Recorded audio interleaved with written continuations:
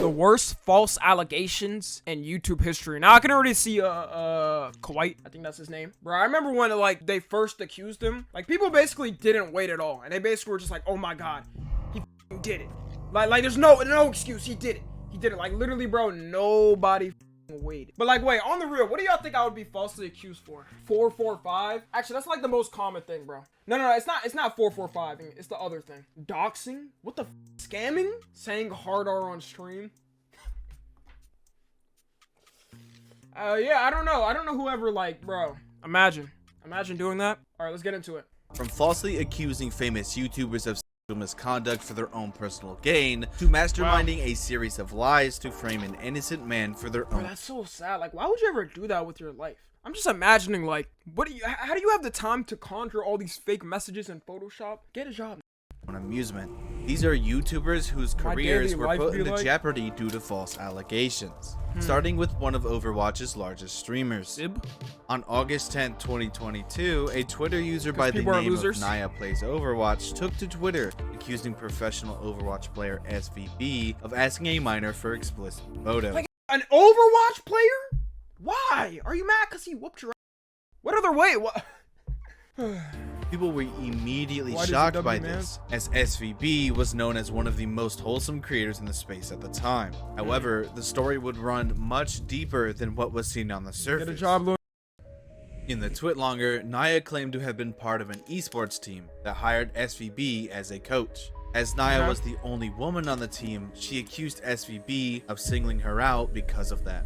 To make matters even worse, SVB would message her after the call, which would lead to some disturbing messages. Hi, I had a fun time coaching your team today. You were actually really good for your rank and was just messaging to see if you'd be interested in doing some one-on-one sessions. And Naya immediately shut him down, saying, I'm not looking to go pro, after all, I'm only gold. On the surface, these previous screenshots were harmless, but the screenshotted evidence would only get more and more incriminating. However, people would... I'm assuming one-on-one sessions, like they were trying to, she was gonna say he probably tried to do something, you know what I'm saying? Soon catch on. That's what I'm assuming. Who knew SVB likely already knew that the way he was allegedly talking was, quote, emasculating.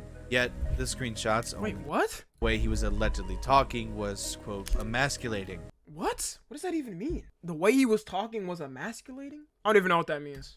Yet, the screenshots only got worse. Do you think maybe you could send more pictures? Maybe just one. Okay, but this is the last one. Oh my god, that is a really cute top. But do you think maybe a picture without the top on? Things had truly got... Like, this is just mainly goofy because, like... A cute top. But do you think maybe... Why the f would he send... Hold up. Why would he send, like, a kawaii face?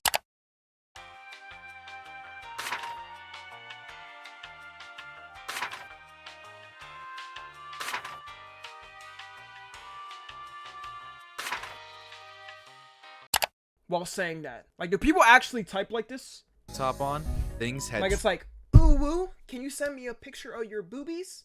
Like, he's saying it like that, bro. Truly got... Yes? Oh, wait, no, never mind. Twisted be talking like that. This bad. SVB is seen asking an alleged minor for topless photos, despite being an adult. And to make matters even more disturbing, no one even knew the actual truth about the situation. Immediately, without even hearing SVB's side of the story, threats, disgust, and sheer disrespect began pouring through SVB's Twitter and social media. However, people just don't wait. They don't ever wait for the other person to at least speak and say something on Twitter. I mean, it's Twitter, bro. I guarantee if anybody ever falsely accuses me, people are gonna be like, oh my god, bro, like, I can't believe... I'm not surprised. I wasn't watching the nigga in like a year. He been fell off. Like, oh my god. They wouldn't even wait for me to say anything because it's just be Twitter. A groundbreaking development that would absolutely shake the Overwatch scene to its core. You see, with SVB behind the scenes working on a video to clear his name, a mysterious tweet would surface with an anonymous Twitter user that would bring life-changing information for SVB. Back toward his Overwatch would reveal that they were in fact Naya, providing proof of their access to the account, which would reveal the cold hard truth. SVB had been framed. They stated that every single image, message, and... Nigga has 5,000 followers. I mean, good for him, but like, bro, somebody, what you're doing this to somebody that's a super mini creator. He had been framed. They stated that every single image, message, and screenshot was fabricated with only one goal. to expose how easy it is to frame someone. Somehow, there was still a disturbingly gruesome reality lying behind this development, one that SVB would lay out himself. On August 12th, SVB would post a video to his channel titled, "I was falsely accused, this is my story." Even with his name being cleared, there was a sheer reality that would not go away no matter how hard he tried. SVB's reputation was now permanently damaged, and no matter what he tried to do to fix it, it failed. And not to mention, well, absolutely vile. Dude, that sucks. Like, that's the worst thing, especially about a false allegation, because, like, even if it's not proven true, or you prove it false, people are still gonna have that connotation like you were accused of it. It was not as bad as this next creator. No, oh my god. I hope he's doing good. I haven't seen him since this drama. I'm not the type of person to, like, watch this type of content, but hope he's doing good. Who didn't even get a chance to clear his name Kwite's properly, wiki? and was ridiculed and even threatened while he worked to He do streams so. now? He uploads again now? Okay, that's On good. February 22nd, 2023, a Twitter Like, look at this! 73,000 likes and 10 million views! user by the name Nyasputin would post a twit longer, which gained 54,000 likes in one day. What the f was that bio? Named Nyasputin would post a twit longer. No offense, bro. I'm so sorry. I'm not believing with somebody with a he and they is fine. That's whatever. A meow/paint pronoun? Nigga, what? What the f does that even mean, bro? You just making up shit at this point. What the hell? My bad, bro. Oh, it's over. I'm canceled. Which gained 54,000 likes. Motherfucker's a bucket of paint. In this twit longer, they would identify themselves as Orion and allege that they had been dating Kwite during 2016 and 2017, stating that Kwite had been manipulative and transphobic. Yet, there was an even more disturbing accusation that would absolutely burst Kwite's career into flames. Orion alleged that Kwite had attempted to sexually assault them. Disturbingly enough, however, things wouldn't end up being how Orion made them seem. You see, Kwite was a creator that began gaining notoriety for his commentary content, which wasn't initially doing him very well. In 2016, Kwite had only amassed 500 subscribers, posting what were the early stages of his current content, attracting numerous fans and creators, one of which was Orion. In this twit longer, Orion would cover the basis I'm just so stuck up on that bio, like in which everything had happened, starting all the way from the very beginning. In early 2016, Orion and Kwite began getting very close, and eventually met up in February of 2018. However, things would take a turn for the worse very quickly. Orion alleged in the twit longer that they had been flirting, and held the intent of taking each other's virginities. And no one truly knew it at this time, but this is where everything began going wrong in Orion's story. The way Orion framed their story made it seem like Kwite had forced them into this position and made them follow through with it against their will. But things were not going to go how Orion thought they would. You see, with everything fully covered and a lot left burning in the background, some new information would arise. After being silent for weeks on end, with an endless amount of questions to be answered, Kwite would solidify the idea that he was making this man dropped a banger. Grand return by sending a single message in his Discord.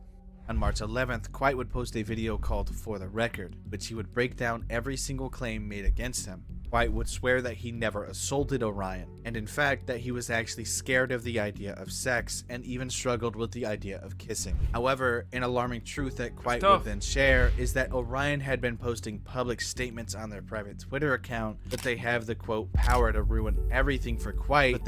I really wish I didn't have the power I have. I know I'm not gonna do anything, but I could. I very well could do so much, and it would ruin everything for them. But I won't, and I'm a little conflicted with how I feel about it, bro. What is wrong with you? My bad, what is wrong with you, meow/paint?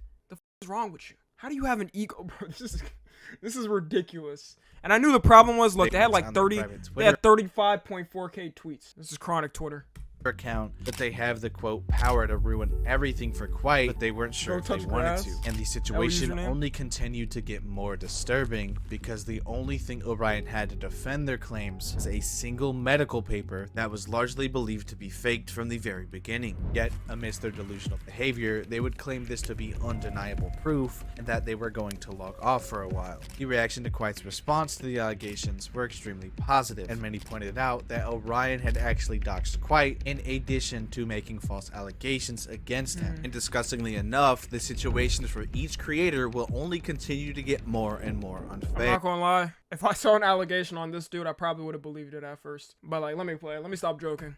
Like with Mewtwo King, who was one of the probably a largest really good Smash guy. players of his time.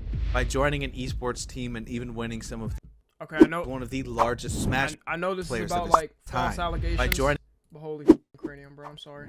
I'm sorry, bro. I'm just a really bad person. I hope you're doing good, though. I hope you're doing good in life. I hope you're doing good. Let me stop, bro. I'm a bad person, yo. You can roast me. an esports team and even winning some of the Is that world's Lester from most GTA impressive 5? tournaments, he made a name for himself. However, a series of Okay. accusations So would he's comp in Smash. I respect it, bro. Probably beat my ass in Smash. began surfacing over the duration of his career, Smash which player's would wild. slowly deteriorate him and kinda his makes him more integrity. believable. In June of 2020, a plethora of allegations were surfacing against a large number of top players in the Smash Bros. Scene during what Okay. was called the Me Too movement. While most saw this as a great thing as justice was being made, there was another type of people, ones that saw this as a way to bring M2K down. In the now deleted Twitter post made by NextReady, Mewtwo King was accused of, quote, ejaculating on another pro Smash player while she slept. However, things got very dangerous. Without a single solid piece of What? evidence, and even taking into account the fact that the victim wasn't even confirming this, people immediately ruined M2K's life. However, M2K refused to let this ruin his career. On July Bro, that's just like a crazy concept to me. Ejaculating on someone while they're sleeping. There's probably some creeps that actually do that. I feel like they could have came up with something like more realistic or something. Like, what the hell even is that? 4th, 2020, Mewtwo King will 4 start a 5 live Lester. stream in which he debunked the allegations made against him. He stated in this live stream that it absolutely could not have been him because M2K had experienced a botched circumcision at birth. For M2K, this was absolutely humiliating from the very beginning. Oh, that makes it so sad. Nah, the nigga who made the allegation up is going to hell, bro. Is going to hell. He was framed for something he didn't even do, and the only thing NextReady had to say was sorry, even admitting that he did not verify the information. The false allegations completely ruined M2K's life, because in order to prove his innocence, M2K was forced to reveal a very personal and embarrassing detail about himself. And the sad reality is, this next creator had it even worse. Have I seen his face before? Not only was he framed of sexual assault by his ex-girlfriend, he was also accused of pedophilia without any evidence. A I got a double entendre. Slazo? Oh, I think I have seen this person. YouTuber by the name of Slazo would have a tweet longer posted against him, in which his ex-girlfriend Shay would accuse him of being sexually abusive towards her during the duration of the relationship. And I think that's the worst false allegations, where it's like straight up in a relationship. Because like people would think, let's say you're in a relationship for like a year or two, and like somebody says it, then people are more likely going to believe it, right? I feel like people are more likely going to believe it. But I don't know, maybe some people are going to be like, oh, it's the ex, like they're obviously going to make up some shit. But Tweet longer, that's which usually how gained it goes. Over 15,000 likes in one day, would immediately That kill guy owns Slazo's Reddit channels? career. In her tweet longer, Shay alleges that while they were dating in 2016 and 2017, Slazo often pressured her into doing things she did not want to do. Shay claims that Slazo had been sexually touching her, and it made her extremely uncomfortable. And to make matters even more disgusting, Shay claims that their second date was just as bad. Shay would escalate these claims, saying Slazo controlled every part of her life. She began feeling like she was nothing but a sexual object. And to make matters worse, why is this so descriptive?